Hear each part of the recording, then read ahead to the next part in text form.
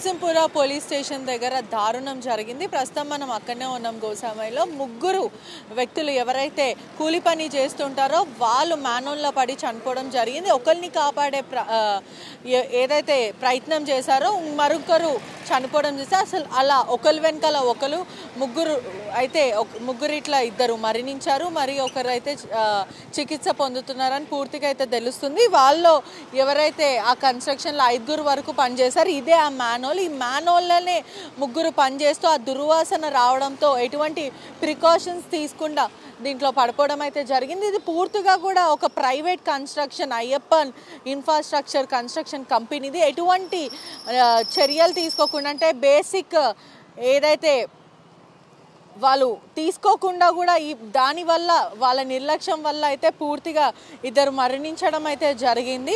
పూర్తిగా ప్రికాషన్స్ తీసుకోకుండా ఇన్ఫ్రాస్ట్రక్చర్ ఎవరైతే అయ్యప్పన్ కన్స్ట్రక్షన్ కంపెనీ ఉందో వాళ్ళ కారణంగా అయితే ఇద్దరు అయితే చనిపోయారు. దీంట్లో ఒకసారి ఇక్కడ కూలీలు అయితే ఉన్నారు, మాట్లాడే ప్రయత్నం కూడా చేద్దాం. వర్కర్స్ ఉన్నారు. అసలు ఏం జరిగిందంటే ఎంతమంది చనిపోయారు, ఆ టైంలో మీరు ఉండే అని చెప్తున్నారు, అసలు ఏం జరిగింది? నేనైతే ఆడ కూర్చున్నా మ్యామ్. నేను బయట డెడ్ బాడీలు తీసుకుంటా ఉస్మానియా నుంచి. నేను ఒక పెద్ద మస్తాన్ డ్రైవర్ని. ఆడ కూర్చున్నప్పుడు చాలామంది ఉన్నారు. ఆడ లోపల ముగ్గురు చనిపోయేటప్పుడు ఉన్నారు. ఒకరు చనిపోయిన ఆల్రెడీ, ఇద్దరు బతుకున్నారు. ఒకరికి నేను తీసిన ఆటోమేటిక్గా నేను పాయింట్ చెడ్డి ఏం లేకుండా ఇతాత్ మార్క్స్తో లోపలికి పోయినా. కార్బన్ డై ఆల్రెడీ మొత్తం గుంజుతుంది. నన్ను గుంజినా కూడా ఒకరిని కాపాడి అంబులెన్స్లో పంపించిన. మళ్ళీ మీదికి లేచిన. మళ్ళీ కింది దిగగానే మళ్ళీ ఇంకోటి బతికే ఉన్నాడు. అని కాలు లేపగానే కాలుకి సేఫ్టీ బెల్ట్ వేసిన. ఏగానే నేను బేవస్ అయిపోయినా లోపలనే. నన్ను కూడా బయట గుంజిండ్రు, లేకపోతే నేను కూడా పోయేటోని. మిమ్మల్ని ఎవరు గుంజినారు? నన్ను బయట కార్గిల్ ఉంటారు కదా రోడ్ మీద, వాళ్ళు గుంజిండ్రు నన్ను. ఒకరినైతే బతికించి అంబులెన్స్లో పంపించిన. నెక్స్ట్ బాడీ కూడా అని కూడా బతికిస్తుండే. నేను లోపలనే బేవస్ అయిపోయినా కానీ ఇంకేం కాలేదు. ఎందుకంటే దేనివల్ల అంటే దుర్వాసన ఇప్పుడు కూడా చాలా ఎక్కువ వస్తుంది. మొత్తము ఆక్సిజన్ లోపల పోగానే 2 సెకండ్ల కథం గుమ్మ అయిపోతాం లోపలనే. ఇదంతా కూడా ఎటువంటి ట్యాంక్ ఇది అసలు? దీనికి ఇంకా కన్స్ట్రక్షన్ అక్కడ నుంచి రోడ్ ఇంకా కన్స్ట్రక్షన్ కాలేదంట. నిన్న ఎమ్మెల్యే సాబ్ వచ్చిండ్రు. నిన్న నాతోని మాట్లాడి ఫోటోలు గిటలు దిగిపోయిండ్రు. మళ్ళీ ఇది ఇంకా కాలేదంట. ఇంకా పర్ఫెక్ట్ అయ్యే వరకు చాలా టైం పడుతుంది. ఇది ఎవరిది ఈ కన్స్ట్రక్షన్ కి ఇంకా ఈ మాన్యువల్ కి ఎటువంటి సంబంధం? ఇది గవర్నమెంట్దే. కానీ మ్యామ్ ఎమ్మెల్యే సాబ్ అయితే ఆయన ఎవరో మనకు తెలియదు. మనమైతే ఆ గుడిసెలో ఉండేటోళ్ళం, గరీబోని. నేను కూడా మహబూబ్ నగర్ నా ఊరు. వీడికి ఒకరిని అయినా ఇద్దరులో ఒకరినైనా చేస్తున్నారు. అసలు ఆ ముగ్గురు కూలీలు కూడా ఏం చేస్తున్నారు? ఏం క్లీన్ చేసే ప్రయత్నాలు ఎందుకు ఉంచి పోయినరో తెలియదు నాకు. నేను అప్పటి వరకు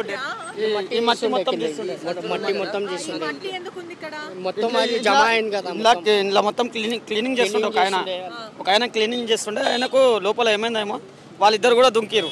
ఆయన కాపాడడానికి పోయారు. వాళ్ళకు కూడా మత్తెక్కిపోయింది. ముగ్గురు అన్ననే పడిపోయారు. ఈయననేమో ఒక ఆయన తీసిండు. ఒక ఆయన ఈయన కాపాడండి. వాళ్ళిద్దరు లోపలనే ఉండిపోయారు. ఈయన కూడా పోయి గుమ్మ అయిపోయి. ఎక్కడి నుంచి వచ్చింది? మొత్తం డ్రైనేజ్ లోపలనే డ్రైనేజ్. ఇది ఎందుకంటే కన్స్ట్రక్షన్ కి దానికి ఎటువంటి సంబంధం అది మనకు తెలియదు. నిన్ననైతే పోలీసులు వాళ్ళు వచ్చి. అయితే ఇప్పుడు ప్రస్తుతం ఏమంటున్నారు కుటుంబ సభ్యులు? అదే ఎమ్మెల్యే వచ్చి కూడా ఏం మాట్లాడారు? ఎమ్మెల్యే సాబ్ వచ్చిండు నిన్న. వచ్చి కూడా ఈ రోడ్ ఇంకా కన్స్ట్రక్షన్ ఇంకా కాలేదంట. అది కూడా త్వరలోనే మొత్తం చేసేస్తా. దానివల్ల ఏమైనా ఉందో ఏంటి సభ్యులకి ఏమైనా అందజేయాలో అది చేస్తాం. ఇక్కడ ఏమైనా అయిన దీనికి ఏదైనా సరే పబ్లిక్ గురించి ఈ మెనోల గురించి కూడా మాట్లాడి నిన్న. అది కూడా మాట్లాడదామని మళ్ళీ రేపు ఎల్లుండి వచ్చి కన్స్ట్రక్షన్ గురించి మాట్లాడదామని. పూర్తిగా ఇది ఎవరి నిర్లక్ష్యం అంటే ప్రభుత్వ నిర్లక్ష్యమా లేకపోతే ఈ కన్స్ట్రక్షన్ కంపెనీ వాళ్ళది, ప్రైవేట్ది, వీళ్ళదా? కంపెనీ వాళ్ళది ఏం లేదు మ్యామ్. ఇది గవర్నమెంట్దే. గవర్నమెంట్ వాళ్ళు కూడా చాలా మంది ఉన్నారు దీంట్లో. ఎలుకమైనా చాలా మంది వచ్చింది నిన్న చాలా మంది వచ్చి ఒకరైతే ఎమ్మెల్యే సాబ్ వచ్చిండ్రు, కార్లలో మాట్లాడిండ్రు. ఇది కన్స్ట్రక్షన్ కాలే. ఇంకా పూర్తిగా ఎంతమంది చనిపోయారు? మినిమం 2 చనిపోయాను మ్యామ్. ఒకరిని అయితే బతికించగలను. ఇంకోటి బతికిండు, ఆల్రెడీ మంచిగానే ఉన్నాడు. ఇంకోని కూడా బతికించగలగాని అప్పుడు నేను కూడా బేవస్ అయిపోయినా. ఇంకా ఎవరు లోపలికి పోతలేరు. ఒకరిని కూడా పానం పోవద్దని నేను. మీరు ఎంత ధైర్య సాహసం ఎలా చేశారంటే ఫస్ట్ ఒక అతను పడిపోగానే ఇంకో అతను కాపాడే ప్రయత్నం చేశారు. వాళ్ళిద్దరు పడిపోయారని ఇంకొక అతను ప్రయత్నం చేస్తారు. దాని తర్వాత ఎవరు దిగలేరు. తర్వాత నేను ఏమైనా సరే నాకు పోతే పోని నేను ఒకరినైనా కాపాడాలనుకున్నా. ఒకరిని కాపాడినా, ఇంకొని కూడా కాపాడదాం అనుకున్నా. అప్పుడు నేను కూడా బేవస్ అయిపోయిన. ఒకరిని అయితే మంచిగా చికిత్స పొందుతుండే, మంచిగానే ఉన్నాడు. నెక్స్ట్ 2 డెడ్ బాడీలు అయితే బయటికి లేచినాయి. ఆ గ్యాస్లు అవి వేసుకొని ఆక్సిజన్ అవి పైపులు వేసుకొని వచ్చిండ్రు గవర్నమెంట్ తరఫు నుంచి. బృందం వచ్చి వాళ్ళని వచ్చిండ్రు, తీసిండ్రు. అంటే ఎందుకని అసలు వాళ్ళు ఈ ఇసుక ఎందుకు తీస్తున్నారు అసలు ఈ మ్యాన్హోల్ నుంచి?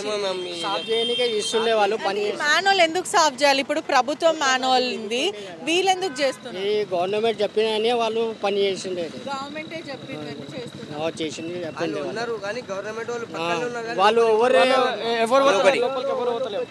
నేను అన్నా కూడా ఒక్కరిని పంపించినావు కదా, ఇంకోని పంపించక అని చెప్పినా కూడా లోపల పంపించిండ్రు. ఆడు కూడా లోపలనే అయిపోయిండు. ఇంకొని వద్దన్న ఆయన కూడా లోపల పంపించిండు. అంటే ఇది చేసింది మాత్రం ఇప్పుడు ఈ క్లీనింగ్ కూడా ప్రభుత్వం దా కన్స్ట్రక్షన్ దా? ప్రభుత్వం మీదే మ్యామ్, కాన్స్ట్రక్షన్ ఏం లేదు, ఇది కాదు లేదు మొత్తం. వాళ్ళే ఈ మ్యాన్హోల్ ని క్లీన్ చేసే ప్రయత్నం చేస్తారు, ఇసుక తీసే ప్రయత్నం. ఇది ప్రభుత్వం ఖచ్చితంగా ప్రభుత్వం నిర్లక్ష్యమే అంటున్నారు మీరు. నీళ్లు సరఫరా పోకుంటే లోపల సంచులు ఇరికినాయంట, ఆ సంచులు తీయడానికి ఒకరిని పంపించిండ్రు. దాని తర్వాత ఆడు కూడా లోపలనే అయిపోయినావు, ఇంకొని పంపించిండు, అది కూడా అయిపోయింది, ఇంకొని పంపించిండు. నెక్స్ట్ అంటే వాటర్ సరిగా ప్రాసెస్ అవ్వట్లేదు అని సంచులు బ్లాక్ అయ్యాయి. బ్లాక్ అయిన సంచులను తీయడానికి ప్రభుత్వం వాళ్ళే పంపించారు, గవర్నమెంట్ జిహెచ్ఎంసీ వాళ్ళేనా? మొత్తం జిహెచ్ఎంసీ వాళ్ళే చేసిండ్రు ఇవన్నీ. లోపల పోయినరు. అంతకాలం ఇంకేం చెప్పలేము మనం. దానికన్నా మనం ఒకరిని అయితే కాపాడగలం, ఇద్దరిని కాపాడలేకపోయినాం.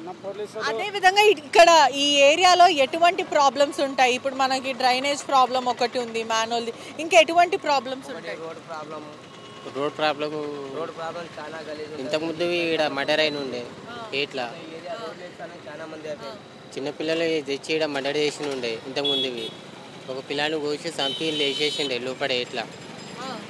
ఒక అతనేమో ఇక్కడ వేస్తే అబ్దల్ అని తెలుసా పిఎస్ ఆడ వెళ్ళింది ఒక శవం అయితే పెద్దోళ్ళది, మా ఏజ్ ఉంటుంది. భద్రత ఉండదు ఇక్కడ ఏమాత్రం, ఏం లేదు. పూర్తిగా కూడా ఇక్కడ ఎటువంటి భద్రత ఉండదు. పూర్తిగా ఇదైతే ప్రభుత్వం వాళ్ళే అదే క్లీన్ చేసే ప్రాసెస్లో ఇద్దరు ఏదైతే ఈ డ్రైనేజ్లో దూకారో వాళ్ళు ఈ సంచులను, అంటే వాటర్ బ్లాకేజ్ అయింది, దాంట్లో ఈ సంచులను అయితే దాంట్లో ఆ మ్యాన్హోల్లో ఈ సంచులు తీసే ప్రయత్నంలో ఆ స్మెల్కి తట్టుకోలేక ఒక అతను అయితే దాంట్లో పడిపోయారు. మరొక అతను అంటే రెండో అతను ఈ మొదటి అతన్ని తీసే ప్రయత్నంలో రెండో అతను కూడా కింద పడిపోయారు. దాని తర్వాత మూడో అతను వీళ్ళు ఇద్దరిని ఏదైతే రక్షించే ప్రయత్నం చేసినా మూడో అతను కూడా కింద పడిపోయి, దాని తర్వాత ఇక్కడ పనిచేసే ఎవరైతే గుడిసెలో ఉండే వ్యక్తి దుంకి ఇద్దరిని కాపాడే ప్రయత్నం అయితే చేశారు. పూర్తిగా ఒక అతన్ని అయితే కాపాడారు, ఇద్దరు మాత్రము అక్కడికక్కడనే మృతి చెందారని చెప్తున్నారు. ఇదైతే వీళ్ళు స్థానికులు ఇచ్చిన సమాచారం మేరకు ఇది ప్రభుత్వ నిర్లక్ష్యమే. ఇక్కడ చాలా ఇబ్బందులు ఉంటాయి, రోడ్లు సరిగ్గా ఉండవు, డ్రైనేజ్ సిస్టమ్ సరిగ్గా ఉండదు, చాలా ఇబ్బందులు ఉన్నాయని అంటున్నారు.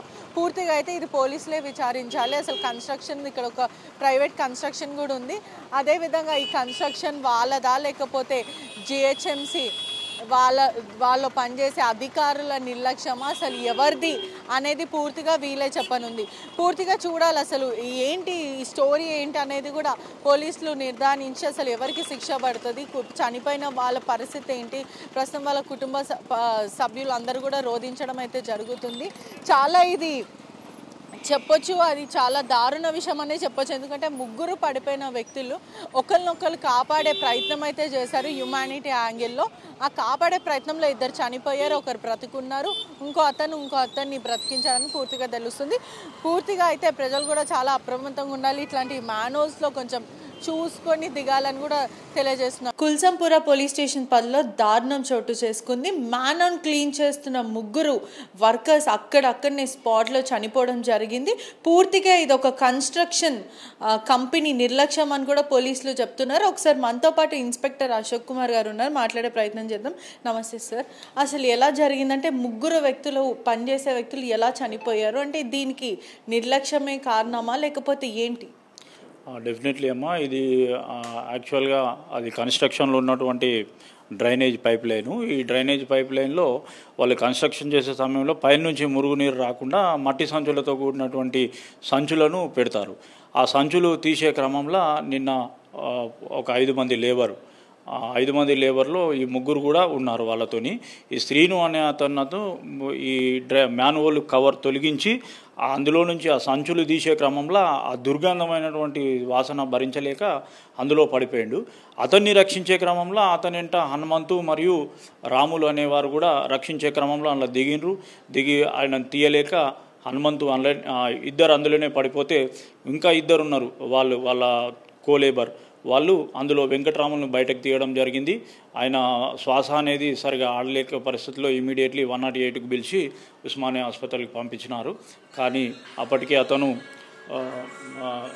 హాస్పిటల్లో ట్రీట్మెంటు పొందుతూ చనిపోవడం జరిగింది. తర్వాత డిఆర్ఎఫ్ సహాయంతో ఆ మాన్యువల్లో ఉన్నటువంటి మిగతా ఇద్దరిని బయటకు తీసినాం. వాళ్ళు దురదృష్టవశాత్తు అప్పటికే చనిపోవడం జరిగింది.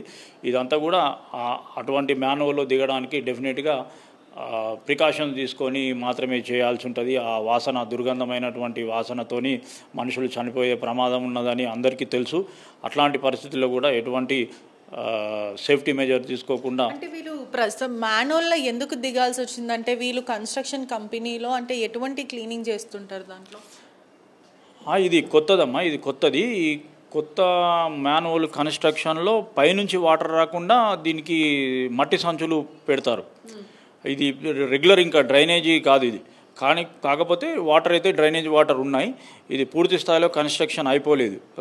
ఇప్పుడు సెమీ కన్స్ట్రక్షన్ అయింది. ఆ మట్టి సంచులు తీసే క్రమంలో వాళ్ళకి దిగడం జరిగింది. దాంతో చనిపోయినారు. వీళ్ళు ఎటువంటి కన్స్ట్రక్షన్ కంపెనీ వాళ్ళు ప్రికాషన్స్ తీసుకోవడం కానీ ఎటువంటి చర్యలు అంటే వాళ్ళపైన ఎటువంటి చర్యలు తీసుకుంటారు, ఏ విధంగా కేసు నమోదు చేస్తారు, ఎటువంటి సెక్షన్స్ కింద ఉంటుంది?